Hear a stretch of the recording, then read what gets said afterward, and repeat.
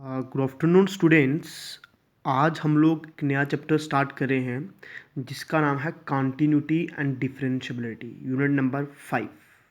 तो बेटा देखिए, तुम्हारे 12th के मैथमेटिक्स में एक पार्ट आता है कैलकुलस का विच कंटेन 44 मार्क्स। जो 44 मार्क्स का है उसमें कौन कौन से चैप्टर्स आते हैं? Continuity and differentiability, application of derivative, integral, application of integral और डिफरेंशियल इक्वेशन। ये 5 चैप्टर हैं जो कैलकुलस में आते हैं। इसे पर्टिकुलर नाम दिया है कैलकुलस। तो बेटा कैलकुलस चीज़ क्या है कि calculus is a branch of mathematics. Calculus किसका ब्रांच है? एक मैथमेटिक्स का ब्रांच है which deal mainly in study. जो किसके लिए मतलब जिसमें हम क्या स्टडी करते हैं?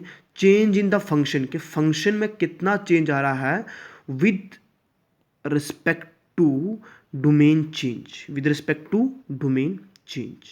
देखिए y is equal to F F X, तो y का वैल्यू होगा, x का वैल्यू होगा, तो इसे क्या लिखते हैं? D Y upon D X. के चेंज y में चेंज आ रहा है किसके रिस्पेक्ट में बेटा? x के रिस्पेक्ट में। तो जैसे हम लोगों ने 11th क्लास में पढ़ा था लिमिट्स के ऊपर, डेरिवेटिव, इवन के लिमिट्स और डेरिवेटिव के ऊपर हमने 11th क्लास में पढ़ा था, वही सब यहाँ पढ़ेंगे, कोई चेंज नहीं है। बेसिकली वहाँ भी हमने लिमिट का डेफिनेशन पढ़ा था कि लिमिट क्या होता है। कि मान के चलिए लिमिट हम क्यों करते हैं अभी बताएंगे। देखिए बेटा, limit f of x be a function, मान के चलो कि एफ ऑफ एक्स कोई फंक्शन है and the limit of the function at x equal to a, किस तरीके से डिनोट किया जाता है? Limit x approaches to a f of x. इसका मतलब ये हुआ कि जब एक्स ए को अप्रोच कर रहा है तो एफ ऑफ एक्स कहाँ अप्रोच करेगा? तो हम लोग बोल सकते हैं कि लिमिट एक फंडामेंटल कंसेप्ट है किसका? कैलकुलस का, जहाँ पर इन विच हम क्या एनालाइज करते हैं? किसी भी फंक्शन का behaviour eight neighbourhood of the particular point, कि उस किसी पॉइंट के पर्टिकुलर किसी पर्टिकुलर पॉइंट पे, नेबरहुड पॉइंट्स पे। तो बेटा लिमिट पढ़ने की क्या ज़रूरत पड़ी? तो देखिए लिमिट पढ़ना क्यों, लिमिट पढ़ने की हम लोग को ज़रूरी पड़ी? तो बेटा देखिए, अब हम लोग सिंपल सी बात करते हैं। मैं फंक्शन ले लेता हूँ एफ ऑफ एक्स, मान के चलिए मैं लेता हूँ function x square minus 1 upon में एक्स माइनस 1, कि इस फंक्शन का 1 पे कितना वैल्यू होगा, इस फंक्शन का 1 पे कितना वैल्यू होगा। या ऐसे कीजिए, लीजिए x इक्वल टू 2 पे रखिए। तो बेटा देखिए, जब भी हम x2 इसमें पुट करेंगे, 2 का स्क्वायर 4 माइनस 1 2 माइनस 2, तो आएगा 3 अपान 0। तो बेटा ये फंक्शन तुम्हारा क्या हो जाएगा? नॉट डिफाइन हो जाएगा। क्या हो जाएगा? नॉट डिफाइन हो जाएगा। क्योंकि बड़े से बड़े नंबर को जब तुम 0 से डिवाइड करोगे तो रिजल्ट तुम्हें क्या मिलेगा? नॉट डिफाइन मिलेगा। तो कुछ ऐसे देखिए, ऐसे तो अगर हम लोग मान के चलिए यहाँ पर 3 पुट करते हैं तब तो ये फंक्शन डिफाइन है।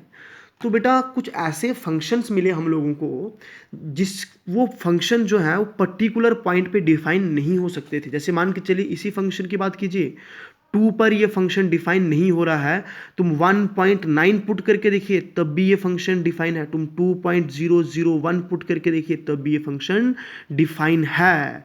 तो इसका मतलब इस 2 के नेबरहुड पॉइंट्स पे ये फंक्शन डिफाइन होगा, लेकिन एग्जैक्ट 2 पे ये फंक्शन डिफाइन नहीं होगा। आई होप कि तुम्हें लिमिट का कंसेप्ट क्लियर होगा।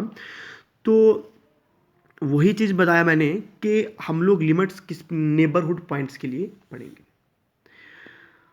अब देखिए, हाँ देखिए यहाँ भी एग्जांपल लिया कि एक फंक्शन लिया एक्स स्क्वायर माइनस 1 अपान में X minus 1 at x equal to 1, ये फंक्शन डिफाइन नहीं होगा, 0.0 हो जाएगा।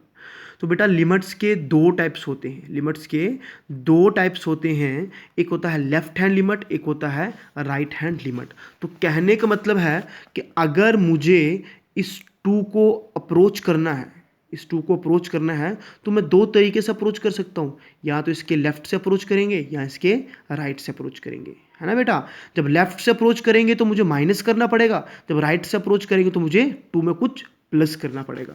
तो वही है लेफ्ट हैंड लिमिट। तो लिमिट मान के चलिए मैं किसी ए पॉइंट के लिए लेफ्ट हैंड लिमिट निकाल रहा हूँ, तो अभी मैंने बताया कि अगर ये पॉइंट ए है तो मुझे इसके लेफ्ट साइड आना है, तो मुझे क्या करना पड़ेगा? माइनस। तो कैसे लिखेंगे? Limit x approaches to a negative f of x, तो which is equal to limit h approaches to 0। बेटा मैं जो माइनस कर रहा हूँ इस ए में से, क्या माइनस कर रहा हूँ? एच माइनस कर रहा हूँ, और जो एच माइनस कर रहा हूँ वो छोटी क्वांटिटी होनी चाहिए।